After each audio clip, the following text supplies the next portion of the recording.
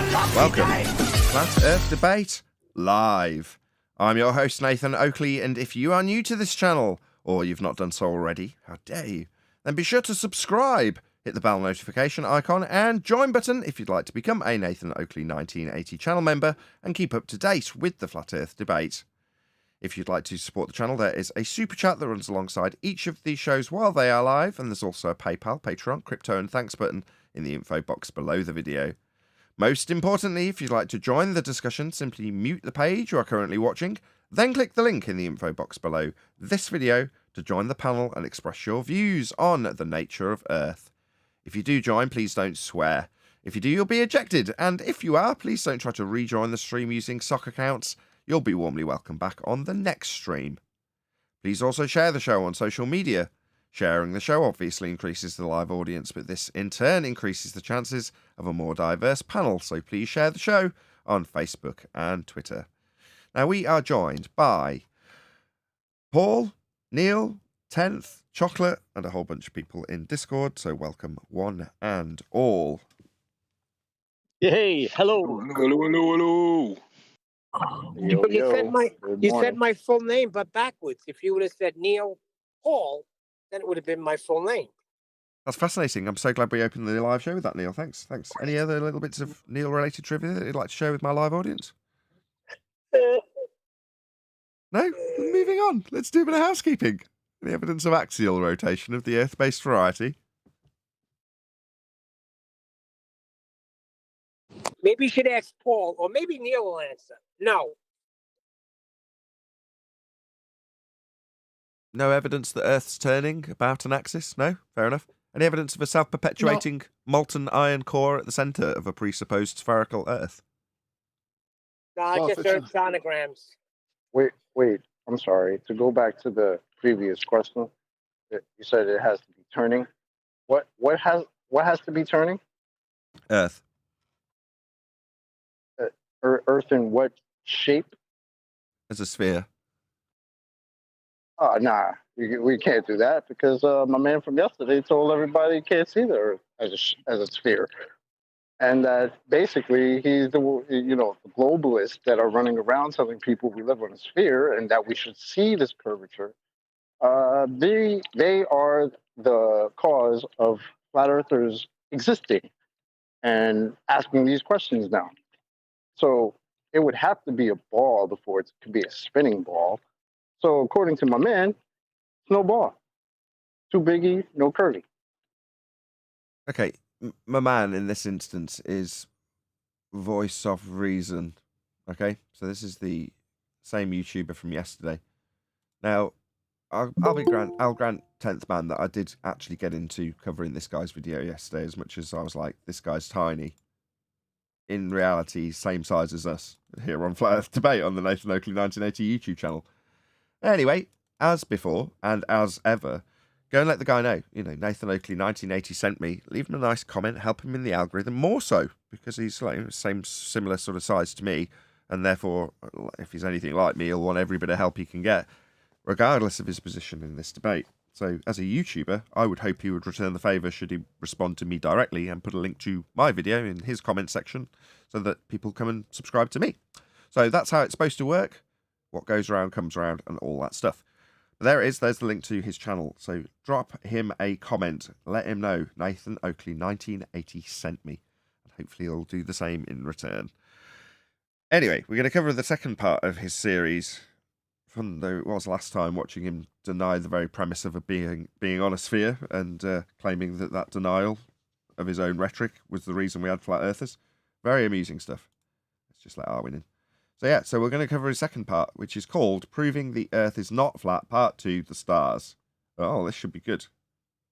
Hello. Proving the Earth is not flat. In this series, I intend to demonstrate how anyone can prove to themselves, using simple observations and experiments, that the Earth... God doesn't know what science is. Experiments are hypothesis actualization tests. And experiments aren't what he's going to be performing. He doesn't know what science is. He likes hijacking the terminology, though. Like all of them. People have figured out the magic trick of saying science, so people go, wow, and you must mean empirically proven then. Yeah, that's what I mean. Yeah, definitely. No, they haven't got any empirical proof, though. That's the problem. Earth is not flat. It is a spinning and moving sphere. In this part, we will look to the stars. But first, to understand the shape and movements of the Earth, we need to understand how it works within the context of the solar system. What? So immediately beg the question that it is a sphere and it's orbiting the sun. So we've got a whole series of begging the question fallacies. So you've made a baseless assertion. Earth is a sphere. Full stop. In order to make this assertion, this baseless assertion work, I will beg several questions. I will beg the question that Earth is a sphere. Here it is, a sphere. All right. So in order to understand that Earth's a sphere, you've got to immediately understand that it is just a sphere and conceptualize it moving around a sun that actually moves over our heads as we watch it. Okay. No, that's just two begging the question fallacies. You've assumed orbits and you've assumed sphericity. And the distant stars that surround it. Distant stars? Another begging the question fallacy. So your distant stars are based on a presupposition that Earth is a sphere with a radius value that's transposable onto Venus at the same value, so that you can scale using Kepler's third law of interplanetary motion to give you the values and distances to declare that they're very distant. You have no idea what they are. You have no idea how far they are. And Kepler won't let you know how far they are based on assumptions that Huygens makes about Venus having the same R value as Earth that isn't proven and has been debunked in 2020. So no, they're not distant. We don't know what they are. Quick shout out to Elvis Kavorvik. Shout out for the super chat. Thank you very much indeed. No experiments on globe Earth. No, there isn't. Number one, it's a concrete noun, even if it were true. But yeah, I appreciate the super chat. Thank you very much indeed, Elvis. Really appreciate the support. The nature of the Earth, solar system, and stars took many centuries to figure out. No. To invent, to reify, took even longer. But to invent this isn't something that you're figuring out. You're figuring in. The Greek mathematician Pythagoras was the first to propose that the Earth was a sphere in the 6th century BCE. Amazing how useful his triangles are for proving Earth's flat when navigating with the stars. But maybe we'll get to that. But it wasn't accepted. So not Aristophanes, then? Well, he's starting with Pythagoras. I don't know why he's starting with Pythagoras. A few hundred years earlier. Because Pythagoras was the one that said the Earth has to be a sphere because God created Earth in the shape of the perfect shape, which is a sphere, according to Pythagoras. Am I right, Adam? Yeah, the shape of the god. Oh, no. Go on, Neil. Go on, Neil. Go on. I just said the shape of the gods. I'm sorry, Adam. It's not the shape of the god. It's from a geometry point of view, it's the most perfect. And that's how they viewed it, is that from a geometric point, it was the most perfect of 3D objects. And with that in mind, it's not so much Pythagoras, I don't think directly, but the Pythagorean school that proposed it. I don't know how fundamental it was, and it certainly wasn't accepted, and it was a point of ridicule, as far as I can see, for the Pythagorean school compared to the rest of the Greek world. What made them stand out, this outlandish claim. That's my understanding of it. It was more of a, because they were just into geometry. They're like geometry geeks. So it was so good in geometry, then God must have used it. Right. What If math is reality, then Earth must be a globe. That's basically the but- reasoning. But what did Pythagoras use to validate this claim that Earth is a sphere? Nothing. They weren't even that bothered. To them, it was kind of inconsequential, I think. It wasn't part of the most fundamental things because they still believed in gods and God, you know what I mean? It was just part of one of their propositions, one of their hypothetical things. They're not supporting it with anything like Kepler-y stuff or anything. Right. It's just a consideration, right? A claim almost, maybe. How do we know that's the case? Only through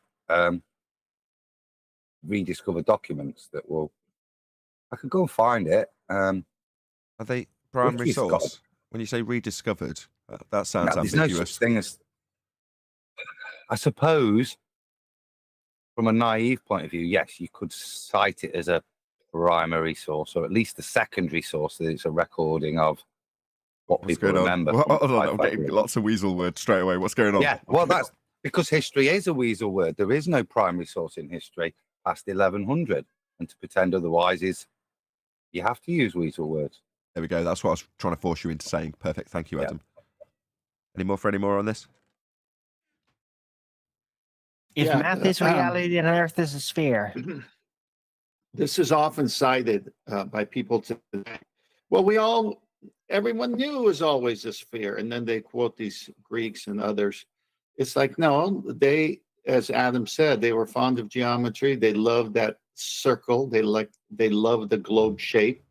And so it was them, and in their schools, isolated.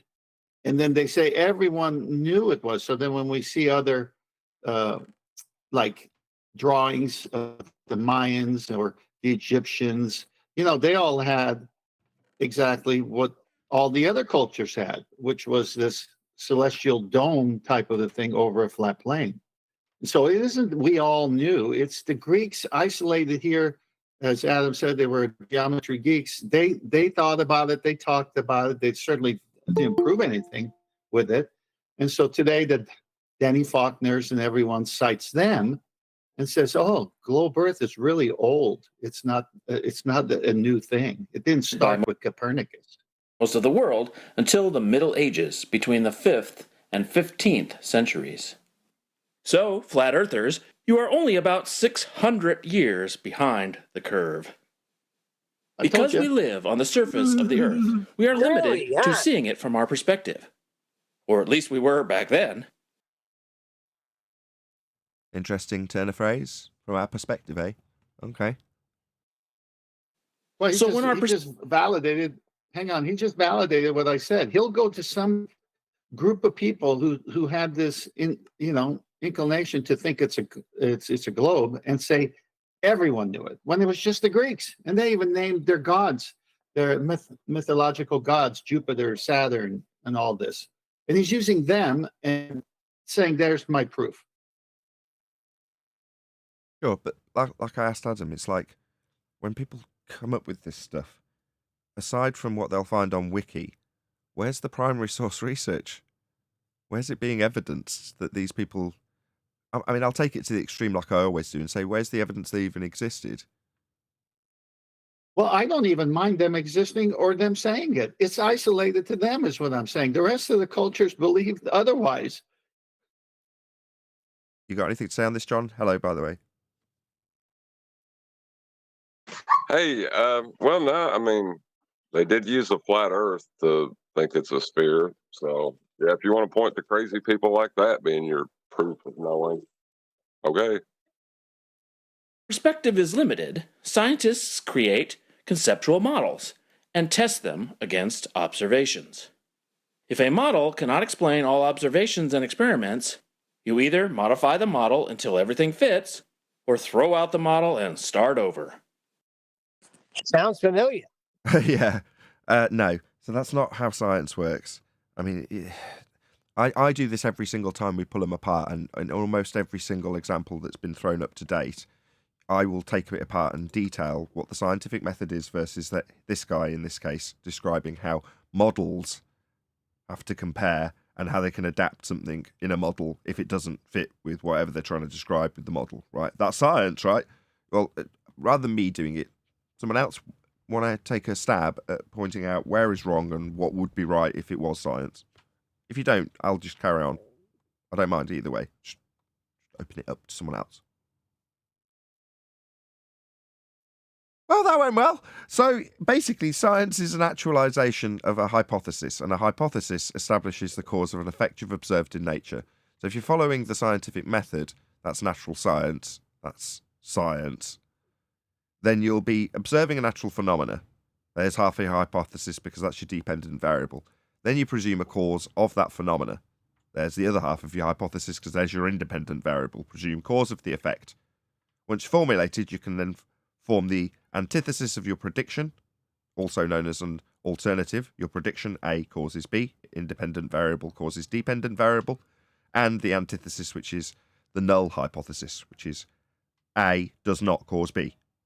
Independent variable varied doesn't cause dependent variable observed phenomena in nature.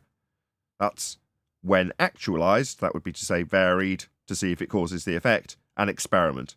So you vary A, see if it causes B. If it does, you validate your alternative hypothesis. If it does not, you validate your null hypothesis. In both instances, you are validating your suppositional statement in one or other instance, either in the alternative or in the null, hence the empiricism. You will be validating something if you're doing an experiment correctly. The only other thing that would be added onto the method is to say to do it systematically, which is to say you don't just do it once. You get other people to make sure that your experimental setup was correct, your hypothesis was correct in the first instance, you had a valid real cause that you could actually vary and manipulate, and it was actually varied and manipulated and did actually cause the effect. You get multiple people to do it independently. But that's it, that's the method. Vary A, see if it causes B. B is a natural phenomena. A is a presumed cause of an effect. Varying it to see if it causes it is an experiment. If you do cause it, you can then form theory.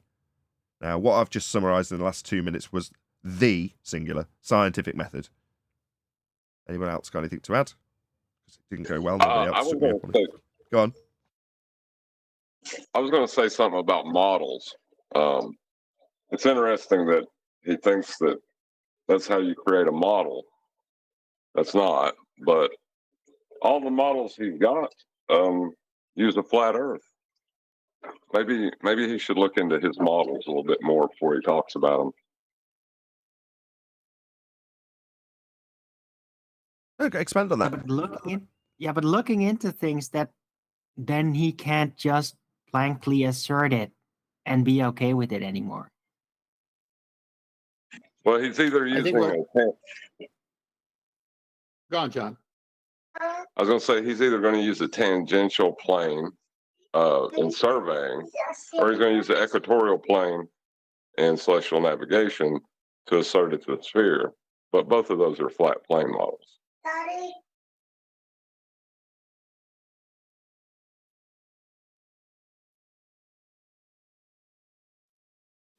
The prevailing model in the Middle Ages was the geocentric model, with the spherical Earth at the center of everything, and the sun, moon, and stars revolving around us. And to the casual observer, from our perspective, that is what it looks like. There's that perspective word again. Interesting. But while the model explained many observations... Hang on. Important note here. See, he went to geocentrism, contrasted with heliocentrism. So he's changed subjects here just a little bit, meaning the Earth is a sphere and the heavens are going around this Earth as a sphere. Okay, and yet if the Earth was a sphere with the geocentric model, as he claims, rather than a disk or a flat plane, then the Earth isn't revolving. In that he didn't go into it. What is geocentrism if the Earth is a sphere and it's the stars and the luminaries that are moving? Is the Earth just sitting there in empty so-called space and what's keeping it all there together? Of course, gravity is going to have to come in at some point. So they seem to think that the expansion or the new idea that the new model that replaced the old model is that the Earth is spinning and gravity is keeping everything together, and that's the only part they got wrong about the Earth, and it's really the Earth moving that causes the stars to seem that they're moving. That's a changeover from Earth and sphere geocentric to Earth in heliocentric. But as John said, everything they have to do needs either equatorial plane or a tangential plane measurements. Yeah, but I mean, I would assert that I'm geocentric in terms of my understanding of how the skies move. But he imposed the sphericity onto the geocentric claim just arbitrarily. Again, is essentially a baseless assertion. Now, he's citing sources without demonstrating the actual source itself or giving any primary source research for it. But ultimately speaking, this is just a baseless assertion, because if you say geocentric, you just mean that the luminaries are moving above us. So they're moving, we're not. That's all it means. It doesn't imply any sphericity. Now, you can obviously superimpose your sphericity onto geocentrism if you wish, but it just means that we're not moving, the lights in the sky are. That's all it actually means. Yeah, it's Earth-centered, not sun-centered universe. But obviously, if you're geocentric, the Earth still must be a globe. It can't be flat when you're geocentric in his world.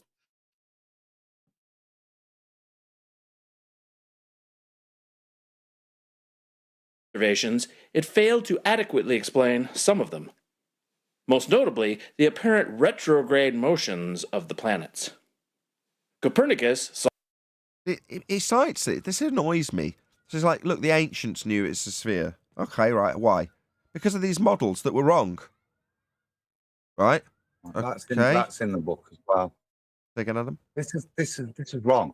What he's doing is he's describing this to the ancients. I've just been doing some image, so I was a bit quiet, some reverse image searches. So I found this. This is from a Johannes de Sacrobosco, Tractatus de Sphera. So the shape of the sphere is what it's called, but it dates.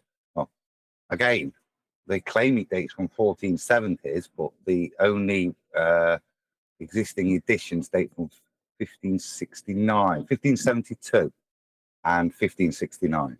So they're the only actual two copies. But listen to the date. These are the thoughts of people in 1572. They're being ascribed to people in 400 BC. Yeah, Pythagoras. As if it's a continuance. Yeah, it's not. It's very different. And fundamentally, as Tim said, still geocentric, you know. Right. And as I just noted, he's ultimately saying it's wrong. I mean, he's appealing to the retrograde motions, just so we keep up with what he's actually talking about. Solve that problem by realizing that the sun is the center of the system, not the Earth. And the heliocentric model... He's just said realizing. Why? Again, it's a baseless assertion unless you tell us why. Now, I know why. It's mathematically done that way. But it isn't being explained by you.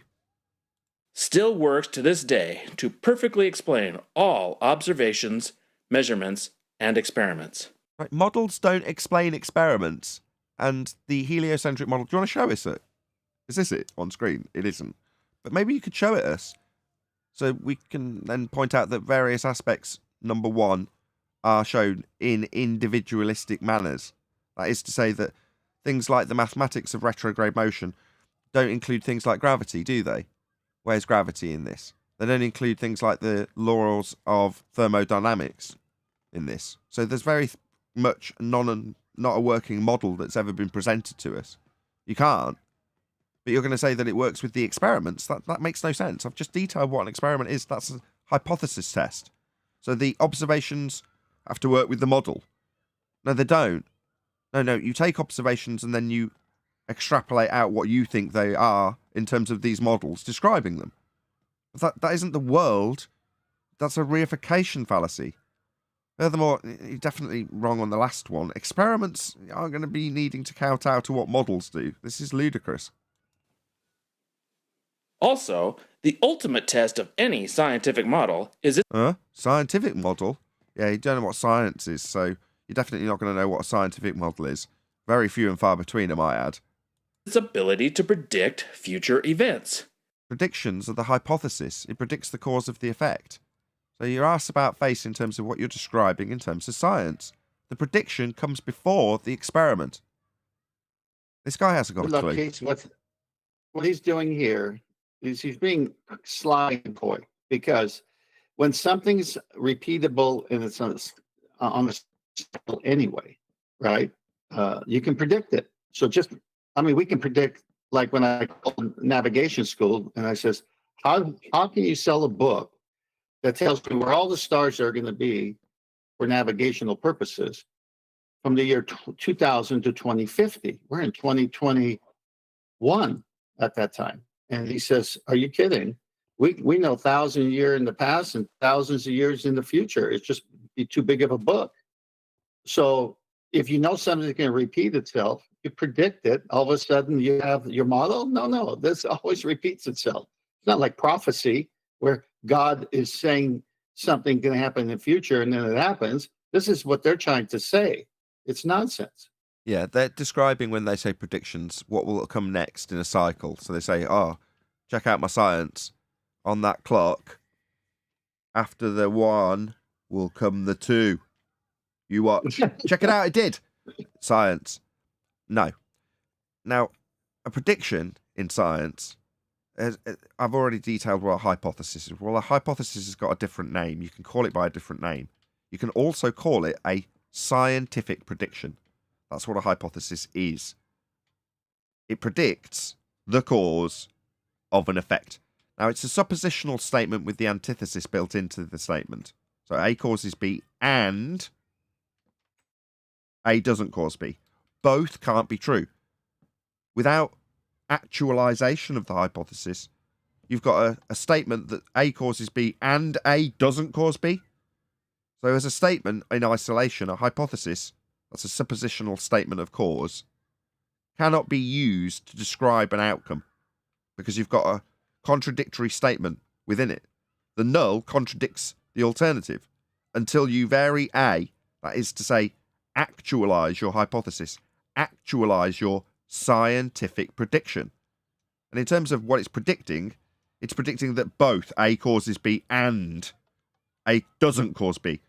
Both can't be true. That's why you vary A to see if it causes it. So again, it's just people who haven't got a clue, that are just hijacking terms of science to make themselves sound smart when they babble off a load of wiki-parroted nonsense about heliocentrism, cite stuff from a couple of 100 years ago, claim it's from over 1,000 years ago, and then tell us how the people 1,000 years ago got it all wrong because of retrograde motion. Like what? So they knew it was a sphere because they decided one day that Earth was turning rather than the stars, but prior to that point, from their perspective, without citation, they just arbitrarily decided that we were going to be moving on a turning Earth rather than the stars, obviously and apparently moving above our head. All right.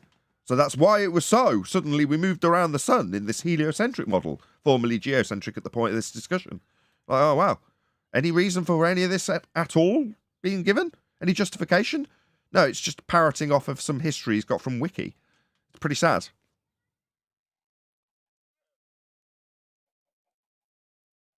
Or you using the couldn't get there quick enough. Go ahead, Adam. Yeah, I just want to debunk him if I could. So what's been cited here is this book, Johannes de Sarko. I found the picture, and it's obviously in Latin, but there's a little description. Do you want me to present anything? Just tell me if you are going to ask. It's on screen. It should be on the shared MG Plus. It isn't, but I will make it. So yeah, it's just to address that diagram and what it's suggesting. I was trying to look to see, could find what it's postulating. Black Swan is all I'm going to say. I'll read it. One common diagram illustrates a ship and a tower to demonstrate the idea that the Earth is spherical. The curvature of the ocean obstructs the view of the tower from the observer on the deck of the ship, while the observer on the mast is able to see it above the bulge of the water. So that's their foundation in this 1500s book for the Earth being a sphere, is that the horizon is the leading edge of a ball. So, begging the question that boats fall over the edge of a sphere because we've got a horizon. Am I correct in that summary? That's correct. That's so simply because we have a horizon, and they've decided that horizon is an edge for boats to fall over. Therefore, Earth must be a sphere. That's the justification. Crap. Yeah. If you go up to the crow's nest, look in the ship, you see you've got less obstruction caused by the curvature of the Earth, otherwise known as the horizon. The point of intersection and block is okay. But I ask this, just sorry to interrupt. At that point, okay, I accept your premise at face value. Why? What practical application does that have? Let me share something here. So in the olden days, they thought that if you went way out to sea, the fear was you're going to fall off, supposedly. That's the way it's written. Okay, so when Columbus, Galileo, and all these guys went off, and you couldn't see their ship anymore, they were still alive and well and kept going to another continent, let's say. And so at that point, they'd say, okay, the reason things disappear is because they're going over this geometric horizon and the Earth is a sphere. But in reality, it's the black swan is, as Adam says, the death of that, and you can't see forever. And things disappear bottom up because of the angle from the deck gets smaller and smaller. They didn't realize that's why the bottom of things disappeared at the distance. And so this is where this whole thing comes from. Okay, no, that may be the case, but I'm saying, if you're saying the practical application is to stop people being scared of an edge at the horizon that they'll fall off, are you saying that's its practical application? That's what I'm hearing. Yeah, they use that to push the sphere model, yes, and that was how they used that as a practical application. Okay. I don't know if I believe that story. That's not relevant, Chocolate. That's maybe not. But I'm just saying that when I ask for a practical application, it's not necessarily to undo some propaganda that the people of the 1700s were under the misapprehension that if you went to the horizon you'd fall off the edge of it. Now that may or may not be the case, but that isn't quite the same as acquiring an elevation angle measurement to Polaris to develop a grid system so you can map your way around the territory that you're aware of as it's mapped, as it's positionally located below certain stars, by acquiring elevation angle measurements using the horizon to establish a flat baseline. That's a practical application for the horizon. You know, it might save your life. But if you're saying, no, by contrast, for the globe, their practical application, back when it was invented, by their perspective, let's just say, was to stop people getting scared of falling off the edge of the horizon. Yeah, I mean, when you read about Vasco da Gama, the Portuguese sailor, he would go with land always in sight, and he came around Africa, around the Cape of Good Hope, and went up with Africa now to his left, and then at some point they landed at a place and they found a guy who says, I could take you to India for that spice trade you're looking for, but we're going to have to cross this ocean directly. And so they got an experienced navigator, and boom, the first time land was no longer in sight for him. He was in the middle of the Indian Ocean, and he got there and he got back. And so this was back then, they always stayed close to land because they didn't know. They were scared to go out to sea. I mean, this is at least how the history books share it. Who'd you say that was, Sentman? Vasco da Gama. Yeah. When Chocolate said I don't believe that story, I do and I don't. I'm quite happy to believe that European sailors come the early 1600s believed that it had been drilled into them. That what we see is a lot of changing of knowledge. So I don't doubt that European sailors would maybe think that, and they've been led to believe that. But that's not to say that prior to them and in other parts of the world at this time, the Chinese, for example, that they weren't.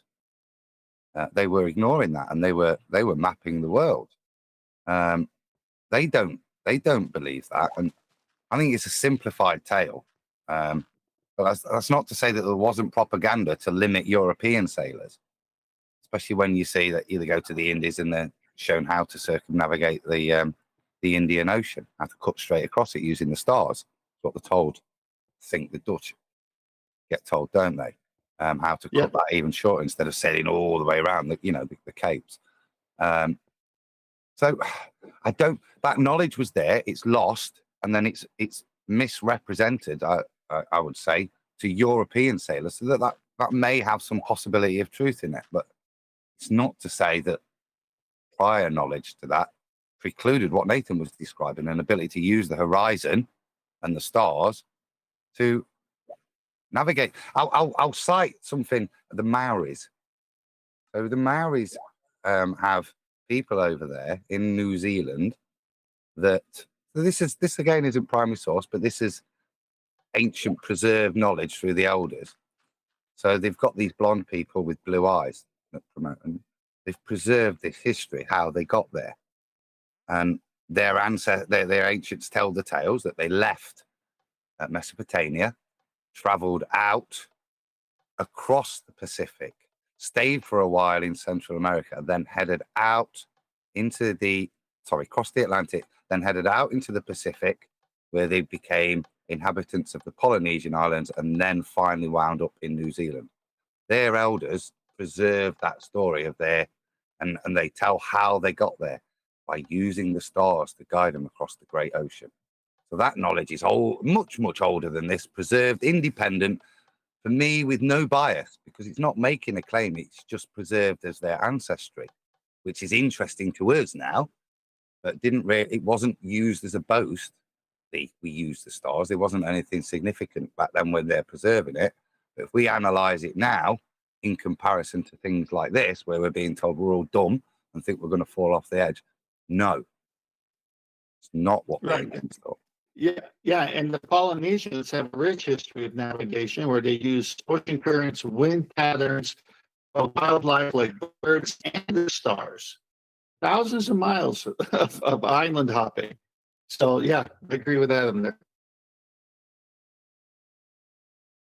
Heliocentric model, we can accurately predict lunar and solar eclipses, conjunctions, planetary alignments, and many other phenomena down to the minute or second. This is how real science works. That's science. Hang on. We can down on the flat plane and it's down on the flat plane because it's all done from the equatorial plane. Anyway, what a joke. This is not science. This is recognizing repetition of pattern. As Nathan says, I can look at the clock, and because when I watched it go around yesterday, I can predict that the hour hand will go from 1 o'clock to 2 o'clock within an hour. Yeah, this is the celestial. The stars in the heavens are the same thing. They are a clock. They have lots of different cycles, but if you can read them, you're not doing anything. All you're doing is using the knowledge that it ticks like a clock up there. Some of them in different relationships to each other, so you can get even more detail. That's all you're doing is reading a clock. No flat Earth model has ever been able to explain all astronomical observations. That's just detailed by 10th. It's based on the equatorial plane. So your claim that it's coming from a globe and that's why it works misses the fact that the globe has come from a flat Earth origin. Let alone make accurate predictions. I challenge any flat earther to... Go on. So this is his faulty premise. If I can predict when there'll be another eclipse or whatever, then that proves these things are round. Their predictions, where did they come from? Where did they build their heliocentric model from? They built it from the predictions, the ephemeris data that was already there. We can predict. NASA predicts from the ephemeris, not their heliocentric model. Use your model. Our data, it's our flat Earth data that's doing the predictions. It's not been, they've not taken that flat Earth data and a reading of the clock and put it into a heliocentric model to give them their predictions. It's not what they're doing. They're taking the ephemeris data and they'll match and twist their model to that. Certain eclipses don't fit in the heliocentric model, do they? Sorry, that's just You're breaking try to up match everything that's happening to the model until they get it right. Then they'll that's so let's do this. But like you said, it comes from ephemeris data, star movement. So who had it first? Well, the Sumerians and the Babylonians who believed in the flat Earth were predicting solar eclipses. I mean, give me a break. Where'd you get it from? Flat Earth. How did the Jews, for all those years, determine Passover? from the clock in the sky.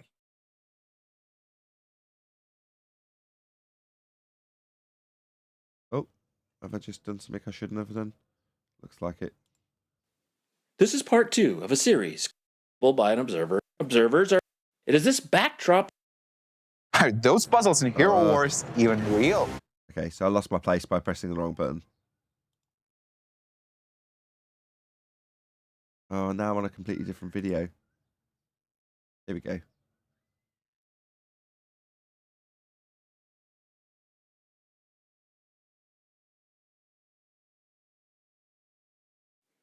This is how real science works. No flat Earth model has ever been able to explain all astronomical observations, let alone make accurate predictions. I challenge any flat earther to use your model to predict the next lunar eclipse. Okay, we just covered that. So let's see how our view of the stars fits with the heliocentric model. It's the other way around. You're making the heliocentric model a model that's something you're not standing on, based on observations of the movements of the stars. So saying, now that I've managed to watch these stars, use a flat Earth to measure elevation angle measurements, give us a grid based on latitude, wrap that around a sphere, and then say, look how well that works with the star. Oh, it's just sad how limited the research level is of these people. And compare it. But you gotta, but Nathan, you gotta give them credit for fooling billions of people with this. Think about it. It's like a protractor gives you the angle, and they use the arc of the protractor and say that's where the angle was originating from when the vertex is there at the baseline. So they've just taken the equatorial plane where measurements are coming from, proving a flat Earth, by the way, and then they go to the arc of the protractor and say, this is where we took it from, and this is where you live. And this guy's buying it. All of his things he got from flat Earth. You can't get elevation angle measurements above the horizon unless you have a straight baseline, a 90 degree. You can't ever have that. I don't care how many oranges you cut. Yeah, you got to give them credit. You're right, Tent.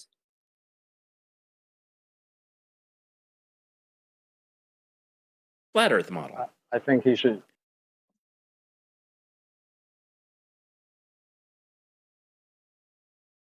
Go on. I'm sorry about that. I was just going to add, I think he should just keep telling his fellow Globers how they're wrong for asserting that we can see Earth curve. I like that stance.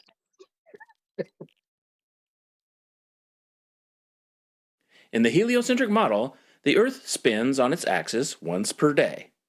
The axis is tilted about 23.5 degrees, and that tilt constantly points in the same direction as the Earth revolves around the Sun once per year. False. Hold on. Guys. John, go first. I was going to say, where did he measure 23.5 degrees? Celestial sphere. Dummy. Just a dummy. Yeah, off a flat plane. Yeah, it's also false because twice a year on the equinoxes, there is no Earth tilt. It's negated. So this 23.4, like they put for something, so they round it up to 23.5 nowadays, is not existent because the date they use for star map, not the terrestrial Earth that we live on, but the RA and DEC, the Equatorial Mountain Telescope, the date they use is the vernal equinox, March 21st. And the reason they use that date is because Earth tilt is negated. Why is it negated? Because the sun is directly over the equator. Well, what does that mean, and why am I saying this? It's very simple. Anything below that, you can't see all the way to the celestial sphere. Anything above it is what you can see in the sky. And that date continues for all RA and DEC observations, even though the sun does its transit 23.4 up and 23.4 below their so-called equator. It's the sun that's actually moving, they've got the Earth tilted in advance when it's really not, because the date they use, there is no tilt. It's perfectly on the plane of the zodiac. We live on a flat plane all the way to celestial sphere, based on that map right there. Right. This tilt is the cause. Go ahead. But that 23.4 that he just cited, or 23.5, that's of a flat plane tilting. Whenever they show it to you in a model, it'll always be the flat plane tilting. Like, it's not a globe proof at all. No, you're right. And we're back to the elevation angle. You need a flat baseline. But the point that they say the seasons are caused because of Earth tilt and its orbit and all, this is nonsense. The seasons are caused because the sun is moving 23.4 north of the equator and south of the equator on a flat disk. That's the reason for the seasons, not because there's a tilt already in place.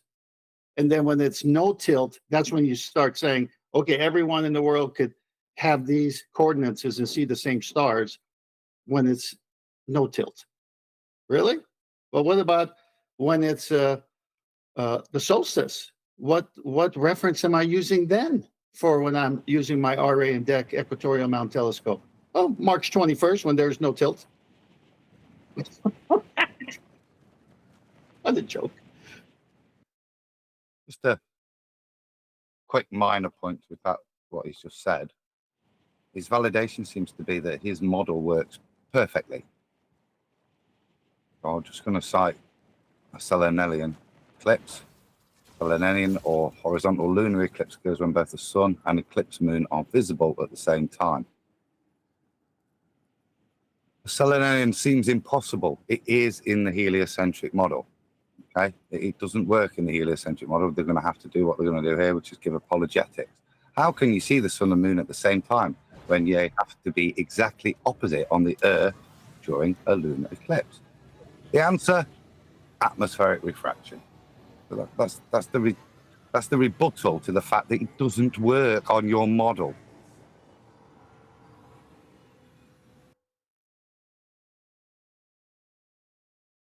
Seasons, and the seasonal variation in the length of daylight. The stars around us are very far away, but all the stars we see without powerful telescopes are circling the Milky Way galaxy with us, in the same direction and the same speed, so they are essentially stationary from our frame of reference.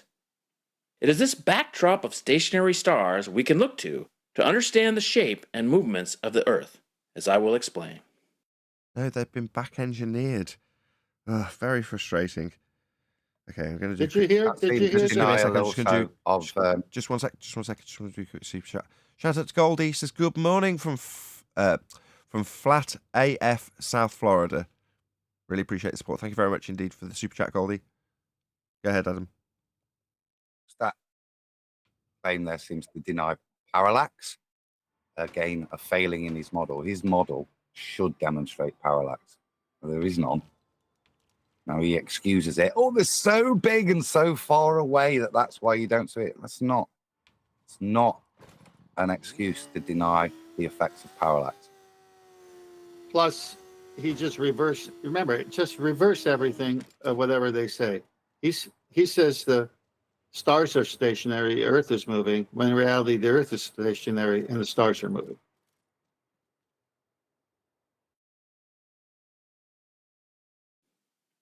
In the Northern Hemisphere, we look at the stars. What now? Begging the question, Sphere. And we see star formations we all recognize, such as the Big Dipper, the Little Dipper, and Cassiopeia. At this point, I think sort of 3 or 4 minutes into the video, this is really the point that he just starts begging the question over and over and over and over again, right? Like yesterday. Well, he's just gonna parrot off the model. Look how much time he spent on setting the stage so that everyone's in the begging the question world to begin with. And now he's going to start talking about stars that we all see. And again, you're just going to kill it with navigation. So let him do what he's got to do. But in the Southern Hemisphere, these concepts... What now? Begging the question, Sphere? constellations cannot be seen at all, and different star formations are seen, such as the Southern Cross and Centaurus. And some constellations near the celestial equator, such celestial what now? All right, you know some of these terms, do you? Right, proving a flat Earth. as Orion, can be seen in both hemispheres. Hemi what now? This makes perfect sense for the spherical Earth. Northern observers are looking generally upward toward the North Pole. Everybody's looking upwards. Everybody's got the stars above their head. Right, nobody's got stars below them. That never happens. You're under this misapprehension that there's a sphere-edge horizon with Earth falling away at 9.8 meters, 9.8, what am I talking about? 8 inches per mile squared. Get my maths right eventually. Right? Oh, they're going to hold you to task on that. Say again, Neil. You're going to hear that and hold you to task on that. Hold task on what? Nathan mixing up 9.8 instead of 8 inches per mile squared. You know, they find these little things. Oh, who cares? Then you make videos about them. And southern observers are looking generally downward toward the South Pole. Are they? Really? You think the people in the south are looking downward? No, they still look up at the stars. Yeah, and at no point will you end up antipode when you head out towards the horizon. It's absolutely absurd. What they're doing here, and what they're doing here is they're violating their own navigational assessments of 90 degrees. So when you're under Polaris, you're directly under the GP of Polaris, okay? And if you look at the horizon, that's 90 degrees relationship to your zenith being under Polaris. Now, let's say you're at the horizon, reverse the positions, okay? Not at the horizon, where's Polaris? Well, it's down to where you can't see it anymore because you're not under it anymore. So the further you get away from Polaris, the lower in the sky it goes due to perspective and distance, right? So now you're at the equator, that middle line, and Polaris can't be seen or barely seen. And you look the other direction and you see a whole new set of stars. Well, duh, the sky is big and the Earth is large. And the furthest distance you're going to see is based on 90 degrees, 5,400 nautical miles. And then the thing's going to look like it's touching the horizon when it's actually not. It just appears that way. So if you're looking at Polaris from the equator and it's touching the horizon, as you go towards it, it's rising in the sky. Well, the same thing's happening the other way from Polaris to the equator. Other stars are appearing to you. Just look at a basic YouTube video on the planisphere. They just flip it around. You're here at this altitude, what's the word? Latitude. Okay, because they got them in latitudes. They sell them, these planispheres. And then say, well, you want to see what else? Just flip it around. You see the other stars.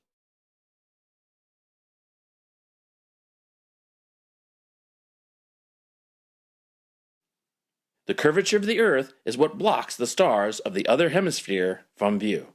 Yeah, so like always, we called it. Yeah, your assumption that, not 9.8, but 8 inches per mile squared is the reason that travelling south will lead you to be antipode, looking down at what was previously above you, because the stars are below the southern, begging the question, hemisphere. It's just an assertion that isn't true. We, number one, debunked the physical geometric limitation of a sphere-edge horizon in 2020. And everything that leads up to you making that assertion is simply you assuming that assertion, aka begging the question fallacy. To illustrate, wasn't this the same guy yesterday that said you couldn't see the curvature of the Earth? It's all flat? Yeah. These blue arrows represent the direction an observer in the north views the stars in the sky. Does it? How many times have you stood hanging off at a side angle? It's just nonsense. You're always stood upright, and you're always taking angle measurements from a flat plane. And the red arrows are the direction of the stars viewable by an observer. Look, he's telling you how to beg the question. Don't interrupt him telling you how you assume antipodal positioning. That's what he's doing. Look, this guy looking up. Look, this guy looking down. In the south. Go on, Adam. That's false. That's not how, if you live on a ball, you view it. That man, can you see the sky? It doesn't matter whether it's red or blue. Can you see what portion of the sky is available to him to view in that picture? There's nothing below his feet is viewable, okay, which is reality. But that's not what happens on the ball. That man goes to the center of the ball, put him at the center, and look how much more of the sky. And that's what matches up with what we see. But you have to take the person to the center of the earth to get the reality image to match. And the only place it will match is if you take the person off the ball and put them at the center of the ball. That's how their model matches in Stellarium.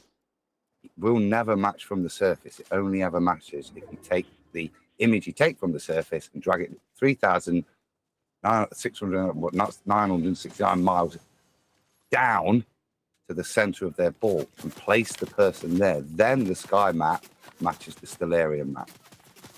Well, that don't count then. I'm sorry. That's illegal. That's how it's done. But the Stellarium map is a celestial sphere map.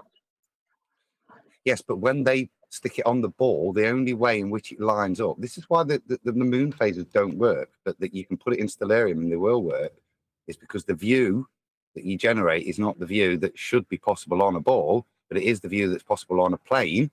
And the only way to match it up, to align it up so that the view matches up to where you are on a ball, is to take you to the center of the ball. It's the only way you can match the two. Why they go to the center? Because it's the conversion of the flat. Because they've got to get it back to the flat. And in doing that, you see, you lose part of the sky by putting yourself on the ball. This is why when it comes to the vernal equinox, it is one flat disk all the way to the celestial sphere where the stars are at great distances, and anything below that you can't see. So the equatorial plane, the Earth's distance to the edge of their ball extends as a plane all the way to the celestial sphere. So one big disk, okay? And then anything below can't be seen, anything above is seen, just like Adam just said. And they use that date for the map of the stars. Yeah, and they use that for Stellarium too. I'm not seeing where the ball part comes in. I'm just not. Well, in Stellarium, it's flat ground that you're on with a dome above you. And so they can't even use it there either. You are at the center of the Earth in Stellarium. If you're at the center of the Earth and you're going to introduce a ball, you would be seeing molten rock and magma and all that other stuff, not the stars. Well, they're just using the fact that we live on a plane and everything about the ball came off this plane, and the arc part of the protractor is where they got you living, not at the center. There's no magma, none of that molten iron core stuff. Right, is that going to be where we round out and ask everyone to stay tuned? I think it probably is. So with that, I'm going to say, if you are watching this on either Nathan Oakley 1980 or Nathan Oakley Premiering streams, then stay tuned, as there will be an after show to follow. Unfortunately, if you are watching this live, this is where we bid you farewell. So another massive thank you to today's Discord and G+ panels. I've been Nathan Oakley. Stay tuned if you're watching on after show, and I'll see you all in the next video.